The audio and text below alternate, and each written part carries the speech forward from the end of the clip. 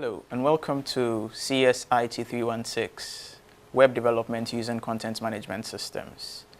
We are on our 7th session and we'll be talking about themes, how to work with themes in WordPress. Now in this session, we'll explore ways to change the appearance of your website without modifying your theme files. And we'll learn how to use widgets, menus, and uploaded background images. Now, the learning objectives for this particular session is that students should be able to do the following after completion of this session. Describe the importance of widgets and how they are used. Include multiple menus and child menus in your website. Change the background image and header of your theme. Describe how HTML files are transformed into WordPress themes. Now, students may refer to Chapter 6 of the adopted text for this course as a reference material for this particular session. So we'll start off with an introduction. We have already seen how to configure your site and then create some content. Now let's see how we can make our websites look appealing by modifying our theme. Now first, I'm going to teach you a few ways that you can use to change your website's appearance by using widgets, menu manager, and by uploading custom header and background images. Then after that, I'll show you how to make a basic custom theme by creating a standard HTML file. Let's look at using widgets. Now, widgets offer a powerful way to change your website appearance without touching a line of code. Now, WordPress comes with a lot of built-in widgets. You can download more from the plugin repository if you so wish. And some themes already come with their own widgets. Now, to be able to locate widgets on your WordPress dashboard, you go to the appearance on the left menu and you find widgets as one of the sub-menus of the appearance. The other menus you would find under appearance are themes, customize menus, header, background, and editor. So you choose widgets. Now, it will be broken down into two main sections, the left section and the right section. On the left section, you find a list of available widgets, which you can drag onto the right area, which is the widgets area. So you lift the widget you need from this point, and then you drop it into this area. If you don't need it anymore, you just lift it back from this area, and then you drop it back. So as I've explained, on the widget management page, you see a bank of available widgets, and then you'll be able to drop the widgets from the left-hand side to the right-hand side to enable those widgets, or you lift them back to disable them.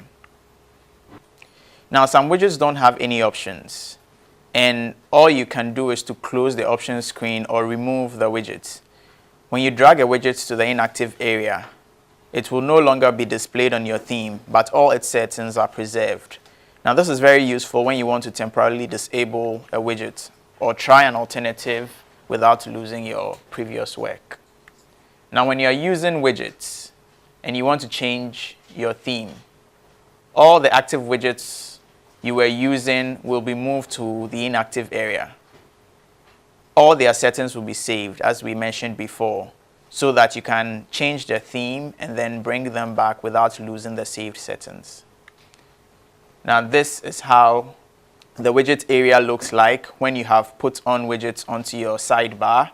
And then on the right-hand side, you see the display in a browser, how they actually look. So the recent post is displayed here, the search is displayed up here, your recent comments over here, archives down here, and then categories over here.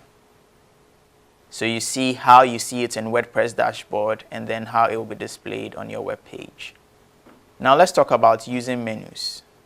Now, to get to the menu option, all you have to do is to go to the appearance menu on the left-hand side of your dashboard and then select menus. You'll be presented with this menu page. Now you can see a list of menus listed here. The most recent, we have the homepage section, we have blog, we have contact, about, and then we have sub-menus under the about, being second page and my new page. We have home, and so on and so forth. Now you define the menu structure on this side. Any settings you change, you'll be able to save them successfully. So this page describes how you can make changes to your menus, add new menus, and then create multi-level menus. Now the first thing to do is to select a menu to edit. Now you can use the checkboxes on the left-hand side to add new items for your menu. So as you can see, there are a lot of recent menus over here. You can use the checkboxes and then click on Add to Menu to add them to the right-hand side. You can also add multiple items quickly by selecting multiple checkboxes, and then this will do all of it for you at once. You can add almost any kind of content as a menu. And you can create multi-level menus as shown in the following figure. You see that when you drag each item to order, you'll be able to make one menu item a sub of another existing menu by just dragging it to the right a bit, so that this second page sub item becomes a sub menu of the home. Now if you want to create multiple menus, you click on Create New Menu link, which you saw on the dashboard screen. Over here, create a new menu. And then you see the menu creation screen as shown in the following figure, like this. And then you can give your menu a name. Now the second menu will become active and you can begin adding items to them. So you add items to them the same way we described in the first section. Now you can switch back to the first menu using the tab above the drag and drop menu area. And you can also manage the locations of the menu with the Manage Locations tab. And I'm sure you noticed the Manage Location tab, which is right here, just beside the Edit menu. Now using header and background images. Now, if your theme supports custom headers and background images, you'll see 2 additional menu items under Appearance. So now let's start with backgrounds. You go to Appearance, Backgrounds to get started. Now I'm sure that by this time you're very familiar with the structure of the menus on your WordPress dashboard. So going to Appearance and Background shouldn't be a problem. Now you'll be presented with this screen once you do that. And then on the left-hand side, there's a portion where you can select your image, and then after that you can click on Save. Now the background will be added to your theme using the WP head hook. Now let's talk about how to turn an HTML page into a WordPress theme. Now WordPress theme files are basically HTML pages with some strategically placed WordPress specific PHP functions. So we're just having a normal HTML page with some PHP code that are placed inside the file at specific locations. Now a theme is just a collection of files in a directory which can be stored in the WP content/themes folder in the WordPress directory, unless you have changed this in your WP config. Now we explain the folder structure of your WordPress site from the beginning of this course. Now the directory must contain at least 2 files. The first one is the style.css, which will contain all your style descriptions, and then a header containing some information about the theme, and your index.php file, which will contain some HTML code and specifically placed PHP code.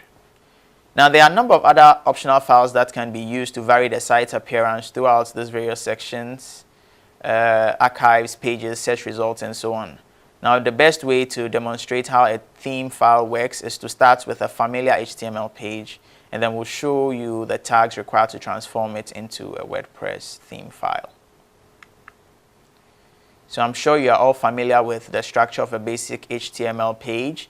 We have our HTML tag, we have our head, we have some meta tag with a name description, and then we have a link to the style sheets that we have included. And from the previous slide, we mentioned that we require a file called style.css, which will contain all our style descriptions. So we have this simple HTML page with its continuation over here. Now what happens is that you can see we have put some basic information inside our HTML by way of adding some PHP lines of code. Now what you can see is that we have an opening and closing of a PHP tag with blog info name inside of it, opening of closing of another PHP tag with WP title. We have another opening and closing with blog info description. We have another opening and closing with blog info stylesheet underscore URL. Now the body also has extra code in it, which is a PHP body class. Now as you can see, it is our same basic HTML file, but at specific locations we are replacing the static content with some PHP function calls.